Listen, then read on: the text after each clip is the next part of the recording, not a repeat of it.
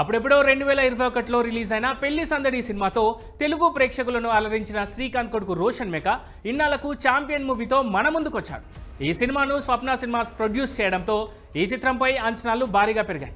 మరి ఈ అంచనాలను ఛాంపియన్ మూవీ అందుకుందా లేదా అనేది ఈ రివ్యూలో చూద్దాం.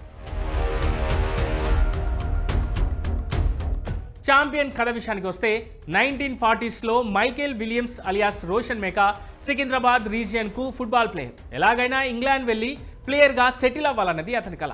దానికోసం ప్రయత్నిస్తూనే ఉంటాడు. అదే సమయంలో అతడికి లండన్ వెళ్లే అవకాశం వస్తుంది. కానీ అక్కడే ఓ చిక్కొచ్చి పడుతుంది.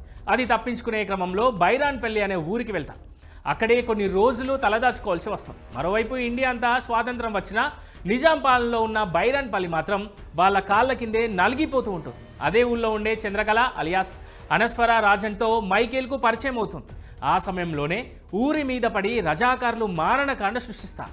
నిజాం పాలకులకు వ్యతిరేకంగా ఆ ఊరి ప్రజలు చేసిన తిరుగుబాటు మైకేల్లో ఎటువంటి మార్పు తీసుకొచ్చింది?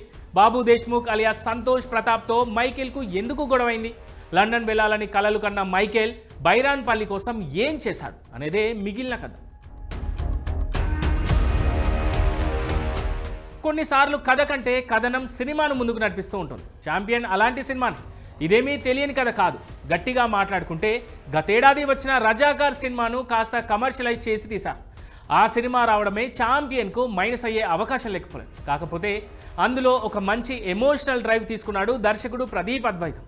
ఇండిపెండెన్స్ నాటి పరిస్థితులు, నిజాం పాలన, రజాకర్ల అరాచకాలు, వీటన్నింటి మధ్యలో ఇంగ్లాండ్ వెళ్ళి ఫుట్బాల్ ఆడి జీవితంలో సెటిల్ అవ్వాలనుకునే ఒక యువకుడి కళ. వీటన్నింటినీ బాగానే బ్లేమ్ చేశాడు దర్శకుడు ప్రదీప్. అయితే కథలోకి వెళ్ళడానికి చాలా టైం తీసుకున్నాడు. ఫస్ట్ హాఫ్ మొత్తం కాస్త నెమ్మదిగా వెళ్తుంది. ఇంటర్వెల్ సీన్ మాత్రం అదిరిపోయింది. అంత హెవీ ఇంటర్వెల్ చూసిన తర్వాత సెకండ్ హాఫ్ మళ్ళీ కాసేపు స్లో అనిపిస్తుంది అందరికీ. దానికి తోడు కొన్ని సన్నివేశాలు బాగా ల్యాగ్ అనిపించాయి.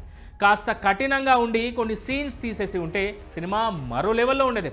అయితే ప్రీ క్లైమాక్స్ నుంచి మళ్ళీ సినిమా గాన పడింది. క్లైమాక్స్ ఎపిసోడ్ కూడా చాలా బాగుంది. ఎమోషన్ వైజ్గా ఛాంపియన్ ఆకట్టుకుంటుంది. టెక్నికల్గా టాప్ నాచ్ ఈ సినిమా. ఈ విషయంలో వైజయంతి మూవీస్ని మెచ్చుకోవాలి నిజంగా. ఇక హీరో మార్కెట్తో పని లేకుండా కథను నమ్మి బడ్జెట్ను పెట్టారు ఈ మేకర్స్. రజాకార్ మూమెంట్ అంటే చాలా ఎమోషన్స్ ఉంటాయి. కానీ కథలో దీన్నో భాగంగా తీసుకున్నాడు కాబట్టి అక్కడక్కడ టచ్ చేసి వదిలేశాడు దర్శకుడు ప్రదీప్.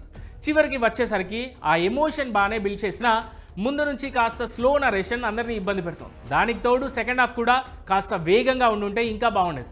అయితే నటీనటుల పర్ఫార్మెన్స్, టెక్నికల్ అంశాలు ఈ సినిమాను నిలబెట్టాయి. రోషన్ చాలా బాగా నటించాడు. మనోడి తెలంగాణ యాసకు అందరూ ఫిదా అయిపోతారు.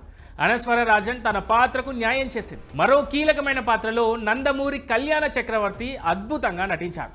37 ఏళ్ల తర్వాత ఈయనను స్క్రీన్ మీద చూడడం బాగా అనిపిస్తుంది. విలన్ సంతోష్ ప్రతాప్ క్యారెక్టర్ బాగుంది. ఊళ్ళో ఉన్న పాత్రలు కూడా అన్ని బాగానే చేశారు. మికిజే మేయర్ సంగీతం సినిమాకు ప్లస్గా మారింది. గిరగిరా సల్లగుండాలే పాటలు స్క్రీన్ మీద చాలా బాగుంది. సినిమాటోగ్రఫీ పీక్స్లో ఉంది. దర్శకుడిగా ప్రదీప్ అద్వైతం తన పాత్రను బాగానే పోషించాడు. కాకపోతే ఇంకాస్త ఎమోషనల్గా తీసుంటే మరింత బాగుండేదేమో.